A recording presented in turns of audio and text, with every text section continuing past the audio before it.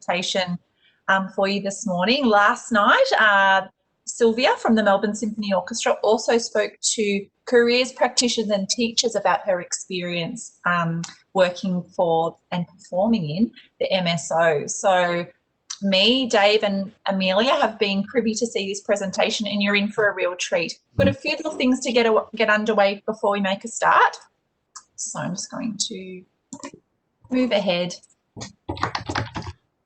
So as always, we would respectfully acknowledge the Wurundjeri people of the Kulin Nation. We pay our respects to elders past, present and emerging leaders who are following in the footsteps of those who came before, and we thank them for the opportunity to conduct CEAV business on their lands. The Industry Immersion Experience Program is funded by the Department of Education and Training, and it's an opportunity for young people just like you to learn about different jobs, occupations and industry areas that you might like to pursue after finishing school. So the idea of the project is to enhance your experiences and get your hands on learning about different areas of work. Obviously, due to COVID, we haven't been able to do hands-on immersions or excursions this year. So we have moved to this online platform. We'd also like to thank the Department of Education and Training for allowing us to use the platform of Cisco WebEx so we can present for you today. So what are you going to learn about? In today's webinar, you are going to hear from Sylvia Hosking from the Melbourne Symphony Orchestra, who was a professional double bass player in the orchestra. So she's going to give you a bit of insight into what it was like working and performing in the orchestra.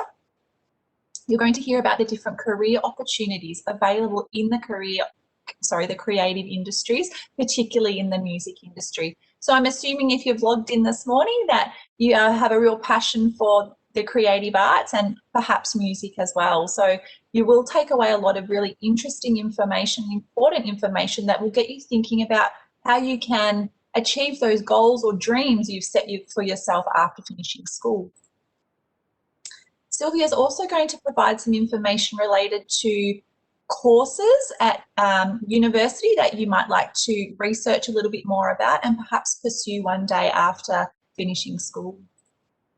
Now, as Dave mentioned, you can ask questions. So although your mics and videos are switched off for the session, you can ask questions of Sylvia using the chat function or the Q&A box. So it is only a small group here this morning. So if you've got any questions at all, pop them in the chat box. And if we don't ask Sylvia the questions straight away, we will ask them at the end of her presentation. So I'm not going to talk any longer. I'm going to hand over to Sylvia to share with you her story and her experiences and hopefully inspire you even more about a career in the creative industries. Thank you, Sylvia. Thanks so much, Jen, and good morning, everyone. Lovely to have you here with us. I'm very excited to speak today about my journey. It's always nice to look back and think about my career and to be able to share that with you who are just, absolutely at the beginning. And I have to say, I would have really appreciated something like this when I was at school. So hopefully I can give you a little bit of information about what possibly awaits you in your future. It's a very exciting time. So yes, we're going to speak about a career in the arts and more specifically at the Melbourne Symphony Orchestra, but this can be applied to many, many arts organisations. So if there's a part of you that is a music buff or into movies, drama, dance, anything like that, you'll find that a lot of it is applicable across those areas as well. And as Jen mentioned, we'll talk about pathways into various roles in the arts. So as you know, I'm Sylvia. I'm the former assistant principal double bass of the Melbourne Symphony Orchestra. I was in that position for 20 years.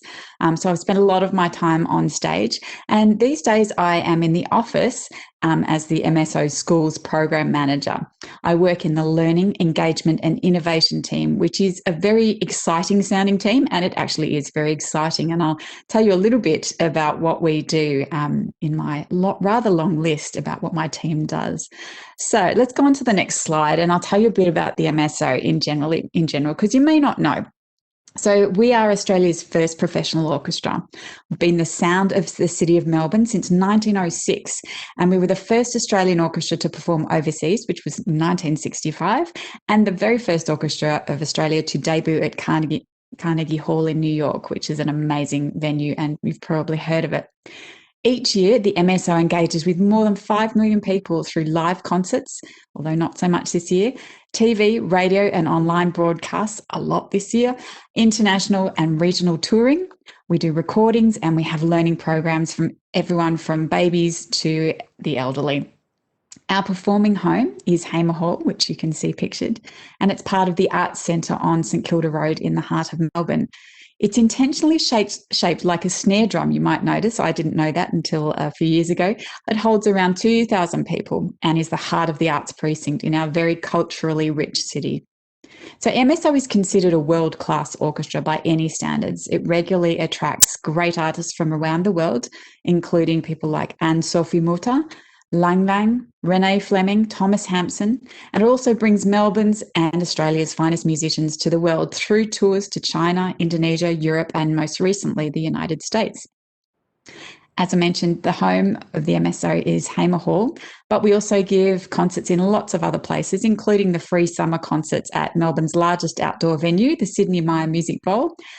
We give concerts called the Secret Symphony at unique inner city locations like the Meat Market and various other small intimate gatherings. So the MSO really strives to inspire a broad range of audiences, and we give more than 160 concerts per year. So moving on to the next slide. The MSO, as you will have gleaned from what I've just said, is an absolutely vital presence, both on stage and in the community. We cultivate classical music in Australia more generally, but also regularly reach beyond the customary classical audience of the Beethovens and the Mozarts.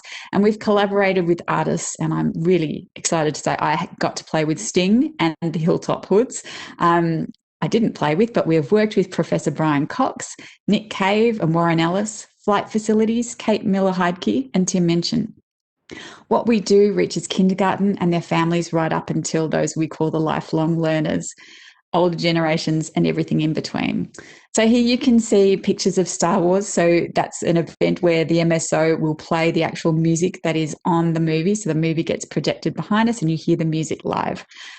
Jams for Juniors is that middle picture you see where the kids get really, really up close. They get to see the instruments, maybe touch them if they're lucky, and really get to interact with the orchestra. And the last picture is of the Myer Music Bowl, which are those concerts that we present every summer. And I really encourage you to get out there. They're free. You go with your friends, take a picnic and just enjoy the music as the sun goes down in Melbourne. So also a champion of arts and music education, the MSO campaigns for the rights of all people to have access to learn music, and we provide opportunities for music lovers to become involved with the orchestra no matter their age or location. And this is where my team comes in, learning, engagement and innovation. So my team delivers schools concerts and a bunch of other stuff. We've been doing the schools concerts since 1919, and we've certainly come a long way since then. Our mission is to be an orchestra which supports lifelong learning, as I've said, with regard to music. And we do that at multiple levels: introductory, intermediate, and advanced. So here's a long list of what we do. I'm quite proud of this when I put this together. It's very exciting. So we deliver a lot of schools concerts in Hamer Hall. We deliver incursions live and now online to schools. We provide access to schools who wouldn't be able to come without financial help through the MSO Ignite program. We run a community music program for children in the city of Hume called the Pizzicato Effect. Those children receive ensemble lessons, so in a group twice a week, free of charge, provided with instruments. Those children wouldn't normally have any access to music whatsoever. We run a work experience program, though not in 2020. We run this amazing thing called the Acknowledgement of Country. You would have heard Dave speak about, or Jen speak about acknowledging that we're on the land of the Wurundjeri people. We have engaged with Deborah Cheetham, who's a very famous First Peoples Yorta Yorta soprano, who also writes music. And she's written a musical acknowledgement of country, which we hope will become broadly used. It's something we're very proud of. We're also part of the Victorian Challenge and Enrichment Series, where high ability students can come and engage with the MSO in our very special presentations online. We run jams for kinders, jams for juniors, where kids get to play their own instruments along with the orchestra. We have special celebration weeks. This week happens to be NAIDOC week, and there's a bunch of online stuff you can go and see on the MSO website or through YouTube. We're working on a digital platform so that even beyond COVID, we can come to you in your family or lounge rooms, as well as on the concert hall. We do major partnerships with Melbourne University, Australian Youth Orchestra, and Melbourne Youth Orchestra. So all those students or musicians who play with them can come and interact with the MSO at some point in their careers. We do community projects. So if you're a violinist who likes to play and don't necessarily want to be professional, you might end up in a community orchestra. And there's also potential there that you could end up side by side with an MSO musician. During COVID-19, we've also created virtual ensembles and choirs to keep our community engaged. There's lots of online content for teachers and students. Those of you who are really engaged with music might get to come to one of our open rehearsals and see how the MSO actually rehearses. It's quite amazing. There are masterclasses, there's professional development for teachers. That's a lot, and that's just the one team. So that's what I'm doing right at the moment. But let me get back to the origins of where I was. So this next slide talks about my journey. So I started music quite late. I was a very average student. I didn't really discover music until grade 6, and it took me a long while to actually find the double bass. So I played a bit of piano, started in year 7 again. That's quite late for a professional musician. But I just loved music generally. When somebody said to me when I was in year 10, do you want to play the double bass? I said, sure. What's a double bass? Found out pretty quickly it's a very large instrument that is quite physical to play, but really amazing sound. And I fell in love quite quickly. I completed what was then Year 12 HSC music in performance and in history. And then I went on to study at university. Excuse me. I began my first year of uni at Melbourne Uni thinking I might be a teacher, and then realised actually I need to play. So I was really listening to what my gut instinct was telling me. It's like, yeah, I'm happy to teach, but I think I need to do something else as well. So I moved on to the Victorian College of the Arts and did a performance diploma there. And that institution is now associated with Melbourne University, so it still exists. From there, again, as I mentioned, I started quite late, so I needed to keep moving. I had a lot of work to do. So my teacher said, why don't you go to Holland? So I did. Went and studied with the intention of being away for 12 months. I ended up spending 2 years in The Hague in the Netherlands, and then somehow ended up in New York City, which is of great surprise to me. And I auditioned for the Juilliard School, which, if you don't know what the Juilliard School is, have a look at a film called Fame. It's an extraordinary place where drama students, music students, and dance students all just work on their passion and hope to make it one day. So the next slide. Yes, I did make it to my passion, and I won a job at the Melbourne Symphony Orchestra. So I'd like to just reflect on what that actually takes. So an audition for the MSO involves me sitting behind a screen, a bunch of MSO musicians on the other side. So they don't know who I am. They don't know my gender. They don't know anything about me, but they just listen to me play. That's really hard to do. And I was very fortunate to actually be the best on the day at one of my auditions and win that job. So a little bit about the job once I got there. I'm sure most of you are aware and have been associated with people, probably your parents, who work from 9 till 5. That is not my experience working as a musician. Rehearsals can be all over the place, but for the MSO, a working week pretty much looked like 2 days of rehearsals. Each day was 10 to 4 because you want to think of musicians as elite sports people, because that's how it is playing an instrument. It's quite physical. It doesn't matter whether it's the violin, the double bass, or the trumpet. It's a very intensive workspace. So 10 to 4 with lots of breaks in there. So 2.5 days of that. And then you would have up to 3 performances on stage, either in Hamer Hall or, as I said, touring, perhaps Geelong. You'll see on the slide there a picture of me playing at the Royal Albert Hall in London at the Prom series there, which is one of the highlights of my career. Of course, you'll also get very glamorous headshots, which you can also see. I look quite different these days. And then a regular day at work, which I think was actually a rehearsal on one of our China tours. So it's quite a different lifestyle.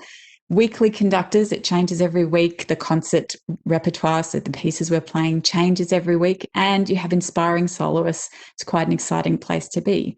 However, as I said to you, I'm now not there. I was there for 20 years because back in 2017, my back decided that playing the double bass was not what it wanted to do anymore, and I had a back injury. But this is where it gets interesting for you, particularly if you're not thinking that you'll go down that performance route. So, as it says on the next slide, it's a long way to the top if you want to rock and roll. Good one by AC/DC. Or I can add, get a great job in a world-class orchestra. So it is, as I mentioned, that audition process is huge. My days of working at university pretty much consisted of 6 hours a day of practice. That's with breaks. So probably 4 hours of playing the double bass. It's quite an intense experience. So over we go. How do I become a professional musician? Well, you really have to want it. So this is to all of you who might be there going, I really, really want to do this. I would love to be on stage. I don't know if I want to play in the MSO, but I want to play my instrument for my job. So you've probably started young, probably younger than I was. Some of our violinists pick up a violin when they're age 3. So it's pretty extraordinarily young to be, they wouldn't have known they wanted to play the violin for a job at that point, but great to have started. So you can hear from already what I've said, it's a highly specialised and obviously competitive scene to be in the Melbourne Symphony Orchestra. There are only 8 double bass positions. So if I'm not as good as I need to be at any time of those auditions, some people hang around for 40 years in those jobs. So they're really hard jobs to come by. So as I mentioned to you, years of private study, that's at school. I did VCE music at secondary school, and years of tertiary education, and obviously then culminating in an audition. Now, the audition process I described to you was that of a permanent musician. So that means I get my job and I'm there for as long as I want to be. There are also auditions you can do if you want to be a freelance musician. That might mean when you get called up by the MSO when somebody else is sick, or you get to go and play on Dancing with the Stars, or go and play with Tina Arena or Anthony Kalia. So all sorts of things like this. You could go and play in the Harry Potter musical, things like that. If you didn't want to do that, you could just be a community musician, which is beautiful because you get to keep your hobby as your hobby and you can work as something else. So let's just put a stop on it there. The next slide, we get into thinking a little bit more generically. So who am I? And that's your question. That'll be your question for quite a long time, let me tell you. You want to have a think about this, because from here it will emanate an understanding leading to goals, even if you don't really have a clue where you're headed right now, and that's perfectly fine. So you want to think about what you like. So are you a surfer?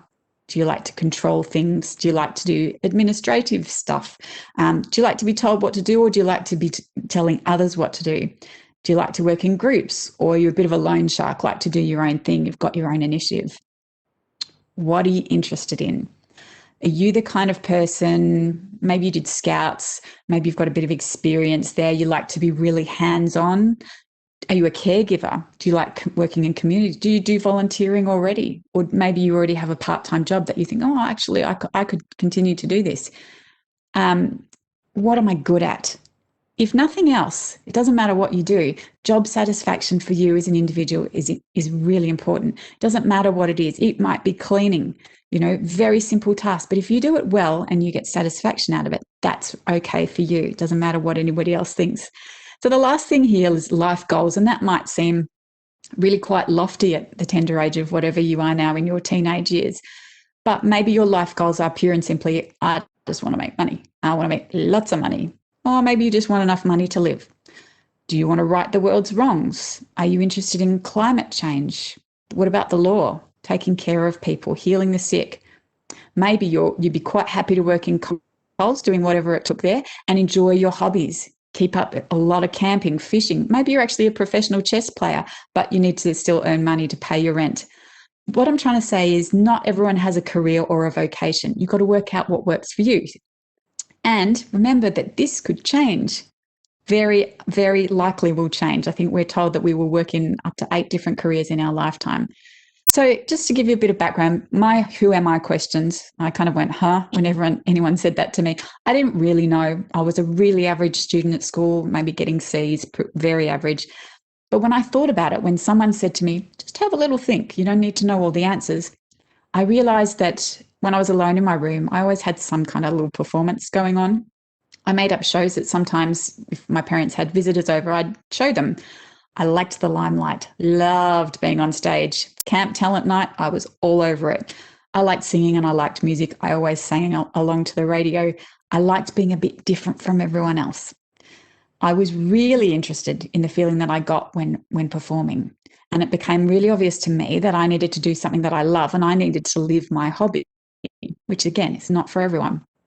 My life goals, no clue.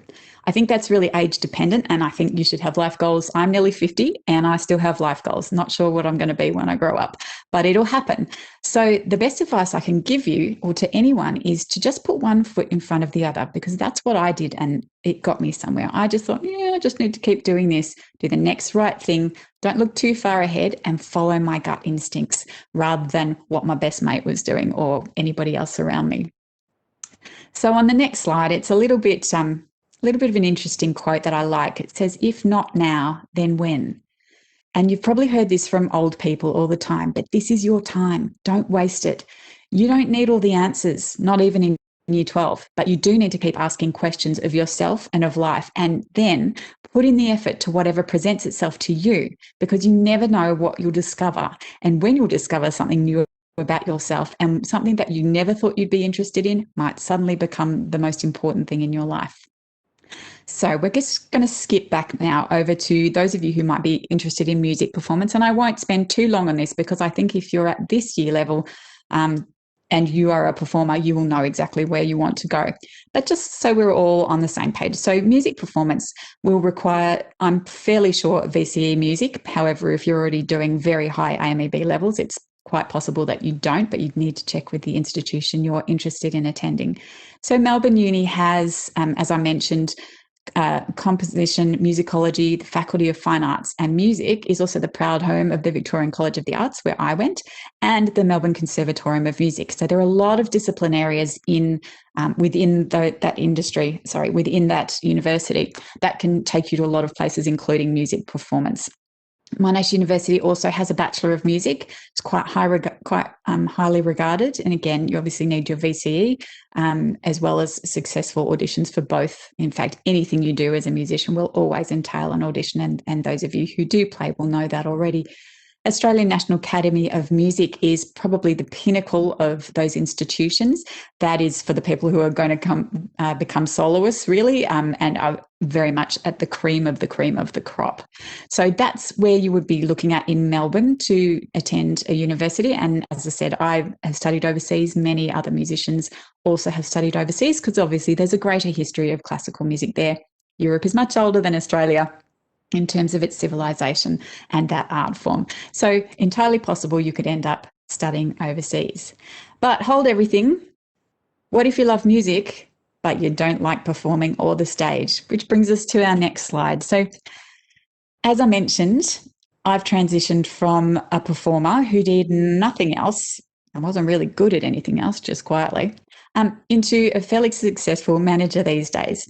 So there are a couple of things we need to talk about. And again, these are generic things, not music specific. So hard skills. These are really important because they increase employee productivity, and your company will want that.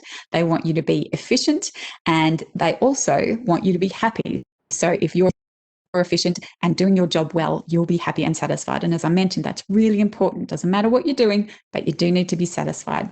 So hard skills are learned abilities acquired and enhanced through practice, repetition, and education. And you'll be already getting some of these in daily life. You'll be getting them at school, and they include things like technical, computer, Microsoft Office, analytical skills, marketing skills, presentation when you give speeches, all part of the package, management skills, and project management. So there'll be elements of these in everyday things that you do. Even if you put together a little lemonade stand in primary school out the front of your home and said, 50 cents a glass, that's, you will have put some element of project management into that, and marketing as well, because you will have written a sign. So all these things, it's just good to be aware what they actually are and how they will help you in future.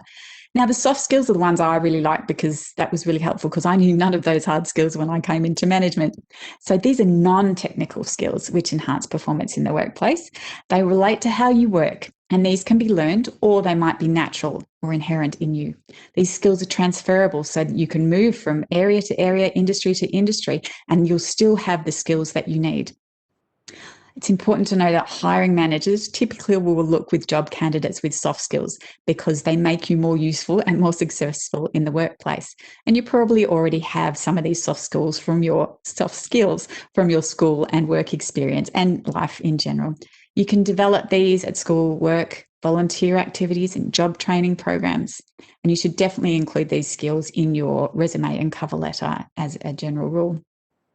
So someone can be excellent with technical job-specific hard skills, but if they can't manage their time or work within a team, they're not actually really useful or helpful in the workplace. So things that I'm talking about include interpersonal and people skills, adaptability. What if COVID-19 happens? We all had to be very adaptable. You have to be able to communicate. You've got to be able to talk to your team, be friends with them. You've got to have creative thinking, be dependable, turn up to work on time. Just do it. Have a good work ethic, teamwork, positivity, time management, motivation, be a force for good in your workplace, have problem-solving skills, critical thinking and conflict resolution, really helpful. If you've got 5 brothers and you're a girl, you've got really good conflict resolution skills. You may not know it, but they'll all be applicable. Just to reiterate, remember, I had no training in anything. I played the double bass for 20 years. I didn't really use email. However, I can do this job and learn the hard skills to apply them daily. So let's flip over to now with relevance to the MSO specifically, what you could do if you have some skills.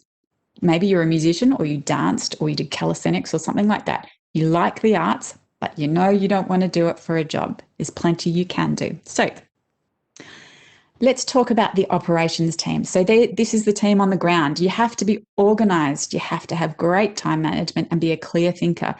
These are the people who take care of our musicians on stage. These are the people who have to organise everything so that these amazing musicians can get on stage and do what they do well. They don't need to be thinking about whatever's gone wrong backstage. That's the operations team's job. They take care of logistics, parking, anything going on backstage. They employ the musicians. They call up the casual musicians if someone's sick on that day. They pay the wages of anybody who's playing with us, and basically do everything to make sure that the musicians can just come to work, get out their instrument and play. A part of this team also is the special projects team. They're also attached to operations, and they work on things like the Star Wars shows or the Kate Miller-Heidke shows, the Star Wars shows, the KISS, the Harry Potter, for any festivals, anything we do outside the classical realm is what these guys take care of. And it's a mighty fine job there. They have a lot of fun putting some really interesting stuff together. So if you're creatively minded, but you're also very good at time management and you've got great ideas for things, maybe special projects is something for you. If you're more technically minded and you love being around the vibe of performance, but you don't want to be on stage, you're that person in black who likes to be backstage. Maybe you've worked in school productions, maybe productions for you. So you'd have a technical background or be really willing to learn stuff about lighting and sound, or anything audio, video. You'd be learning about live streaming in the current context of COVID-19, because that's what we're all doing a lot of. Setting up the stage, making sure the musicians have stands and chairs, making sure that, again, everything is really in place so that the musicians can just come and do their actual job. This team works unusual hours, as does the operations team. They're there for rehearsals and concerts, and that can be at any time of day, to be honest with you. So you might have a rehearsal in the morning and then you have a break and then you have a concert that night. So it's a really dynamic and interesting part of the job. As I say, if 9 to 5 is not for you, then it's a nice thing to think about there. So I'm just going to stop here and have a look at, so our orchestra manager, Helen, so she leads the operations department, and her background and her training is interesting to note because it's not unusual. So Bachelor of Business Management, and she was at the University of Queensland. She also played piano for a very long time, knew she would never go on the stage, but she liked theatre as well. and she was, as I say, she was drawn to the arts, but she knew she wouldn't be up there. But she knew that she had the soft skills to be able to manage people, and she could learn the skills that she didn't have. So that's one of the ins to kind of arts management. So business management is one of the first ways you could possibly look at. So let's move on to another area of the MSO that you could work in. So marketing is huge. We're going to put concerts on, but how are people going to know about it? You've got to get advertising out there in whatever way, shape, or form. That might be TV, radio. Big part of it is our website, organising all that. So we've got to have tickets, we've got to have advertising, sales, a website.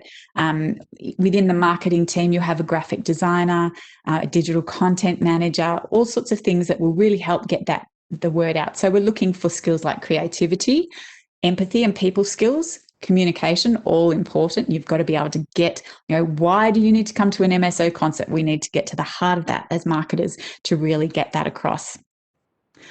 An example of this, somebody in our marketing team who's actually gone from area to area in the MSO is our assistant orchestra manager, formerly in marketing. Her name's Nina, and she had a Bachelor of Arts in Music from the Victorian College of the Arts, studied with me actually, and then got her Masters of Business. So again, that tie-in with business has worked really well for her. And a lovely quote from her that really encapsulates why it's great to work in the arts. Nina says, "I've worked in other industries, specifically IT and finance, but I always come back to the arts. I've never met so many talented, interesting people in the one spot. And that's just the administrative staff, not even just the musicians. I love the rush of concert nights, getting the musicians on stage and then seeing the conductor walk out there. It's such a thrill to be involved." So that's somebody who clearly loves their job, which is a really lovely thing. So another area we've got up here is corporate partnerships, and that's a role where you connect companies with like-minded goals. So, for example, MSO partners with Emirates, the airline company, and we figured that our demographic is quite similar. Emirates also supports us to get overseas, so they're our airline that we'll travel with. So it's like an in-kind agreement. So not necessarily money changing hands, but we do things for each other and advertise for each other. So to work in this kind of role, again, a lot of these things keep coming back. So people skills, empathy, communication, that's an ongoing thread. You've got to understand research and understand alignments in the same type of audience. So you'd be researching a lot of industries and companies specifically to see how they might fit with the MSO and create a really nice little alignment there. Our head of corporate partnerships is Jade, and she had a Bachelor of Arts. And that's something I really want you to think about. So a Bachelor of Arts is a wonderful springboard to be a lot, you could go anywhere from that. So that Bachelor of Business or the Bachelor of Arts, really important starting off, particularly when you're not really clear on what you want to do. Really, really helpful. She's then gone on to do a whole lot of other things. But as I say, that Bachelor of Arts really, really helped her. So I did mention it before as part of the marketing team, but the graphic designer does a lot of our marketing, and usually they'll be really, really good with IT and have great software skills. They've got excellent creativity and innovation. Design and photo editing software needs to be a given. Again, that's all the kind of hard skills you can learn. But they have this wonderful job of putting together the look of the MSO, what we call the branding. How are we going to sell things? What colors should we use to advertise a specific product? So again, really lovely, particularly if you're kind of into the visual arts area and you like drawing and designing, that might be something for you.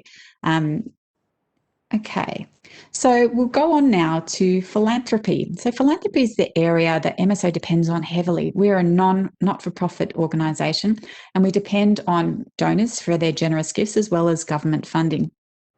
So if you're part of the philanthropy team, again, you have to have great communication skills, both oral and written. You must be able to write properly and spell and communicate well.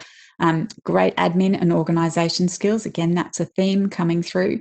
You've got to have a passion for the product that is the MSO, because you're wanting to bring people on a journey to say, hey, look, this is what we're doing. It looks like you're interested in that.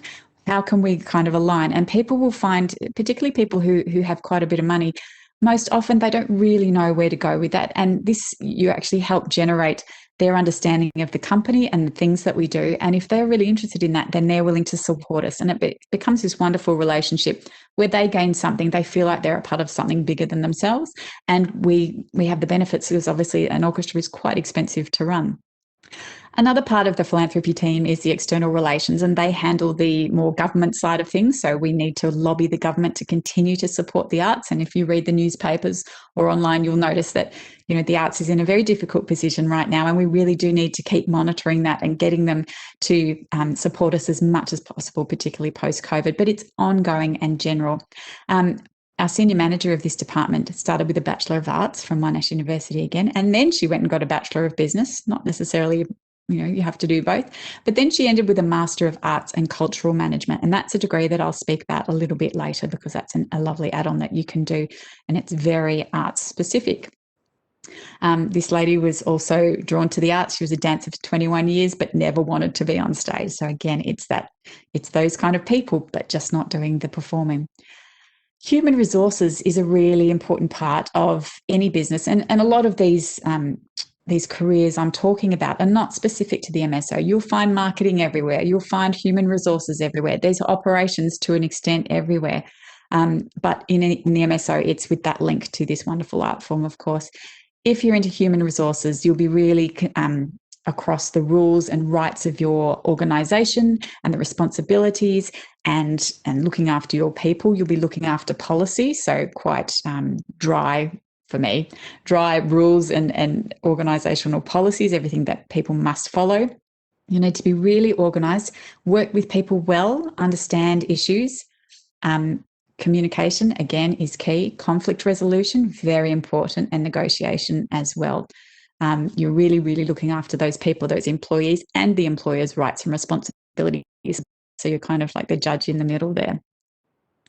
We also have a big team for our data analysis as well as sales. Obviously, we sell a lot of tickets at the MSO, and our data analyst really provides information about, you know, all the numbers behind the ticket sales and what that means. So to do data analysis, you'd be looking at a high level of mathematical ability, programming languages, so that would be what you'd be learning in your degree.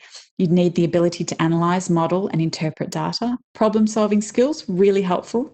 A methodical and logical approach and the ability to work and meet deadlines. And that's across the board in the arts. It's a really busy space, but it's a very exciting space. Working and meeting deadlines is crucial. There are a few other areas which I haven't really gone into in the slides. Artist liaison, taking care of our artists, picking them up from the airport, making sure they've got a coffee at the coffee break. Events management for all our donor events that might go on. They might have a drinks and nibbles session in the middle of a concert. And of course, there's finances and accounting. So again, really general degrees or diplomas that you can get, but still end up in an amazing workplace like the MSO. So our next slide talks about the arts administration course, which I referred to before. Now, any arts administration course I looked at was a postgraduate degree. So again, as I mentioned, those basic bachelors of arts or business, really helpful. 3 or 4 years there, and then you do 2 years in addition to a bachelor degree or have experience in the industry. One of our guys in the learning and engagement team is actually a trombonist, and he is working part-time with us, and he's doing his arts administration degree part-time also. So great to be able to do that in tandem.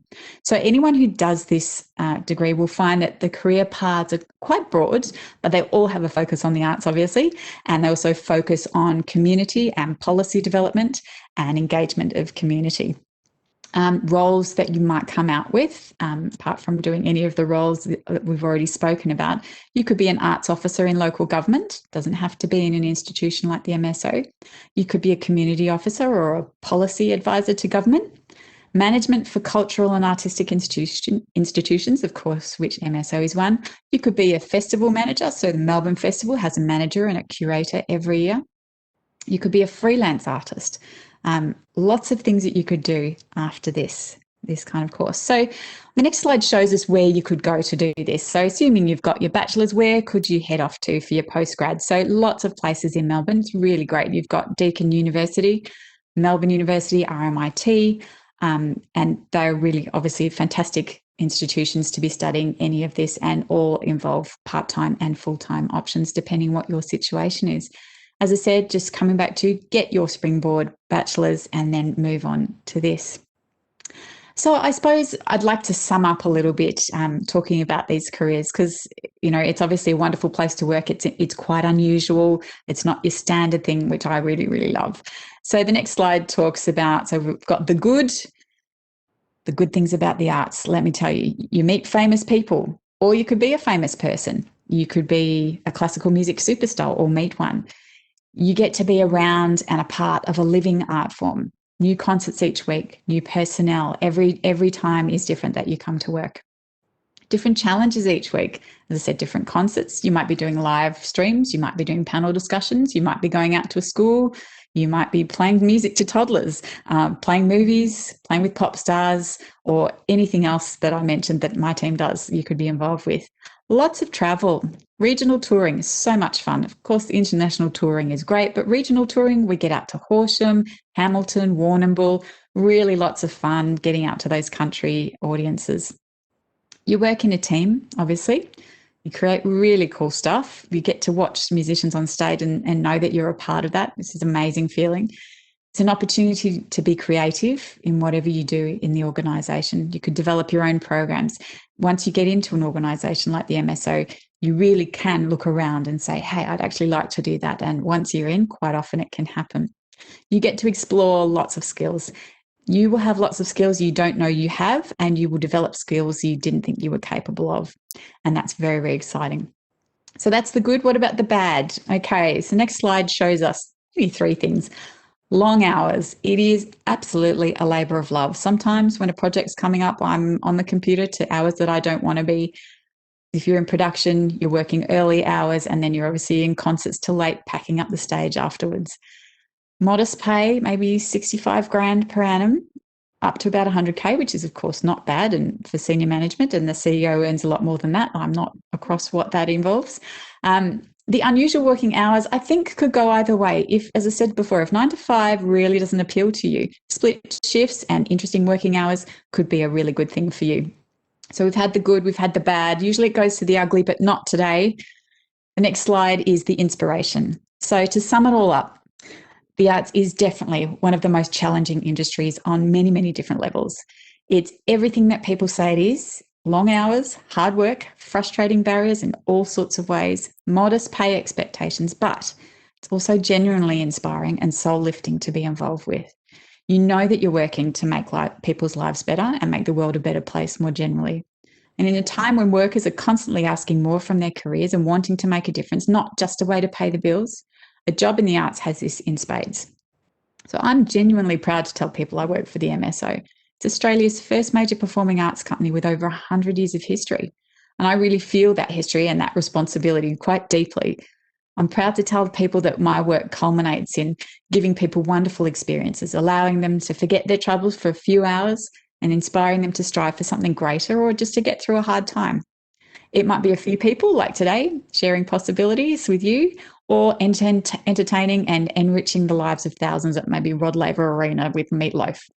It really doesn't matter. The results of the work at the MSO is ultimately getting people to smile, and that's really something to be a part of. That's all I have for you today. If there are any questions, I'd love to be able to answer any for you. Thank you, Sylvia. That was so fantastic, so inspiring.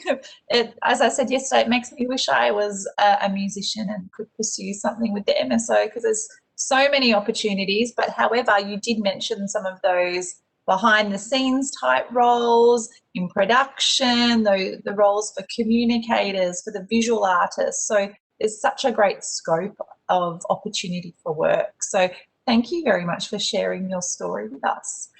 Just wondering, any students in the room, if you did have any questions, just type them in the chat box and we can ask Sylvia right now.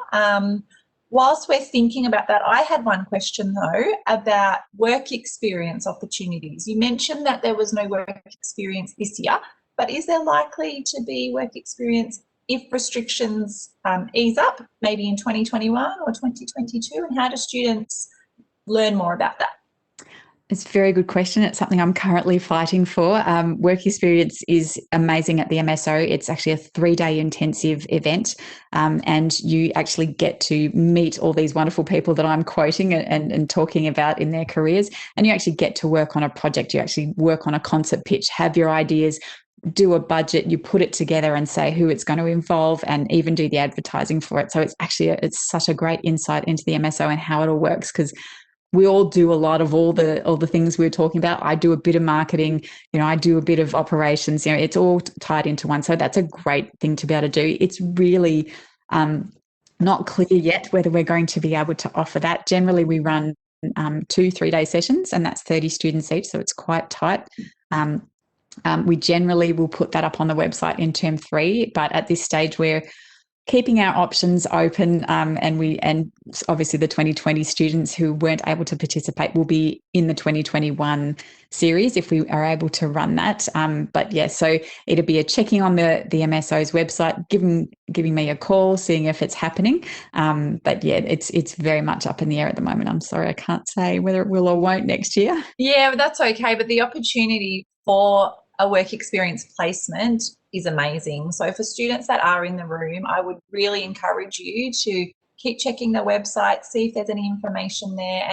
And work experience is such a valuable experience for young people to get an insight into industry and into the workforce, whether it is at the MSO or somewhere else. I really encourage all students to undertake a really beneficial work experience placement at a place that you are passionate about or that you want to learn more about when you're thinking about your future careers. So there hasn't been any questions in the chat box, so I'd like to say thank yous to Sylvia for sharing your morning with us and discussing with us all those amazing opportunities you've had, from the Netherlands to New York to performing all around Australia and around our beautiful state in Victoria. And I think one thing that I took away was the benefit of the Bachelor of Arts and how that is, like you said, a springboard into lots of different jobs. So students that are still here in the webinar, make sure you have a look into those Bachelor of Arts. And now you've heard how you can use that degree into different other different areas of the creative arts as well. So what we'll do now is I'm going to quickly run through a complimentary resource that you may like to take a look at once you finish this webinar this afternoon. So we've got some online resources available to students, and these resources enable you to learn about the music industry and some other creative areas as well.